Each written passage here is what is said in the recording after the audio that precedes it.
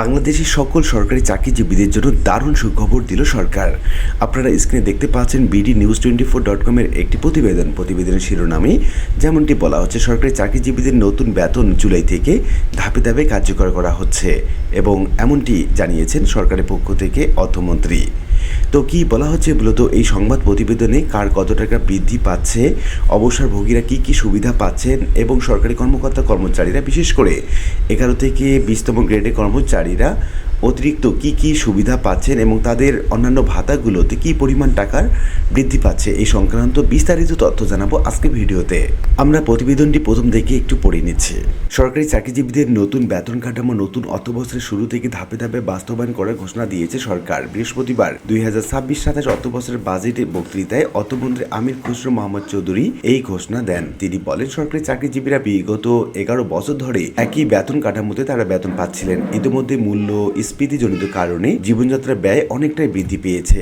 আমরা সকল সরকারি চাকরিজীবীদের জন্য নতুন বেতন কাঠামো আগামী 1 জুলাই 2026 সাল থেকে ধাপে ধাপে বাস্তবায়ন করতে পারবো এবং এরকমটা আমরা ঘোষণা দিচ্ছি। তিনি বলছেন যে ত্রয়োদশ সংসদ নির্বাচনের 20 দিন আগে সরকারি চাকরিজীবীদের সর্বনিম্ন মূল বেতন 8,250 টাকা থেকে বাড়িয়ে 20,000 টাকা এবং সর্বোচ্চ স্কেল 78,000 টাকা থেকে বাড়িয়ে 1,60,000 টাকা সুপারিশ করে নবম জাতীয় বেতন কমিশন। বেতন কমিশনের প্রস্তাব বাস্তবায়নে তৎকালীন অন্তর্বর্তীকালীন সরকারের অর্থ বরাদ্দ করে যাওয়ার কথাও বলেন তৎকালীন অর্থ উপদেষ্টা সালেউদ্দিন আহমেদ। তবে নির্বাচনের পর সামাজিক নিরাপত্তা খাতে প্রতিশ্রুতি বাস্তবায়ন এবং পশ্চিম এশিয়া যুদ্ধের মতো পরিস্থিতিতে নতুন বেতন কাঠামো বাস্তবায়ন করতে পারেনি বিএনপি সরকার। সংবাদে আরও বলা হচ্ছে, নবম জাতীয় বেতন কমিশনের সুপারিশ পর্যালোচনায় গত 21 এপ্রিল মন্ত্রী পরিষদ সচিব নাসিমুল গনির নেতৃত্বে 10 সদস্যের একটি কমিটি গঠন করা হয়। এই কমিটি 3 ধাপে বেতন কাঠামো বাস্তবায়নের সুপারিশ করে বলে সংবাদ মাধ্যমে খবর প্রকাশিত হয়েছে।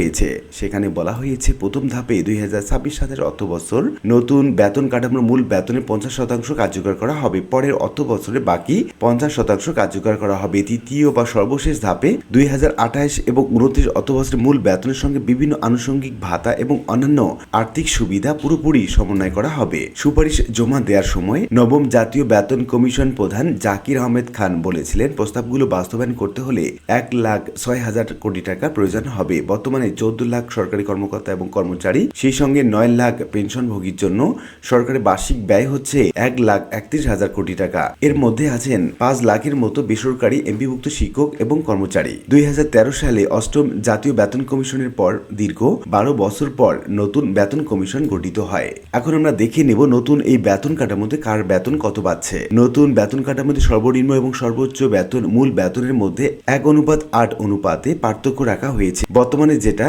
1:9.076, এর আগের বেতন কাঠামোগুলোতে একই পরিমাণ রেখেছিল বেতন কমিশন। এছাড়া সব পর্যায়ে দ্বিগুণ করে 2.5 গুণের মতো মূল বেতন বাড়ানো হয়েছে বলে নতুন কাঠামোতে। এছাড়া সকল পর্যায়ে দ্বিগুণ থেকে 2.5 গুণের মতো মূল বেতন বাড়ানো হয়েছে নতুন বেতন কাঠামোতে। এর ফলে সর্বনিম্ন গ্রেডে বাড়ি ভাড়া সহ মূল বেতনের সঙ্গে সব ভাতা যুক্ত করে দাঁড়াবে 41,908 টাকা। আমরা দেখে নিচ্ছি 1 গ্রেড থেকে 20 গ্রেড পর্যন্ত কার কত টাকা বৃদ্ধি পেল। 1 গ্রেডে 78,000 টাকা থেকে বাড়িয়ে হয়েছে 1,60,000 টাকা। গ্রেড 2-এ 66,000 টাকা থেকে বাড়িয়ে 1,32,000 টাকা করা হয়েছে। গ্রেড 3-এ 56,500 টাকা থেকে বাড়িয়ে 1,13,000 করা হয়েছে। গ্রেড 4-এ 50,000 টাকা থেকে বাড়িয়ে 1 লাখ টাকা করা হয়েছে।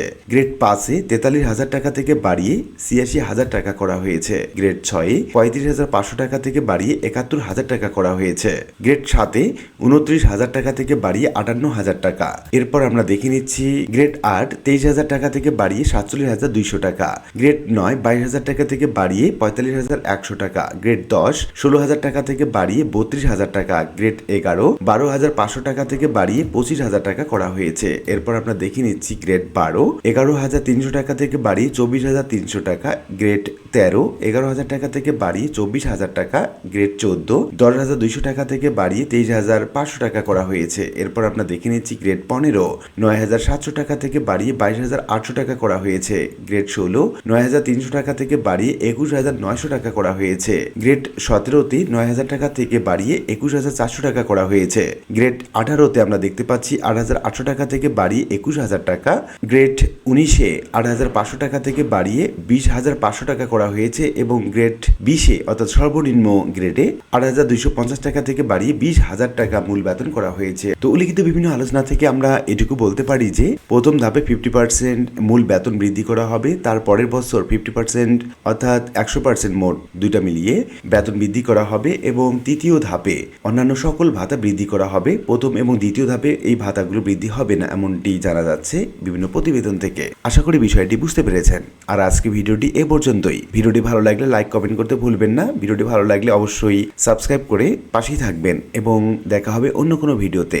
সে পর্যন্ত সবাই ভালো থাকবেন। ধন্যবাদ।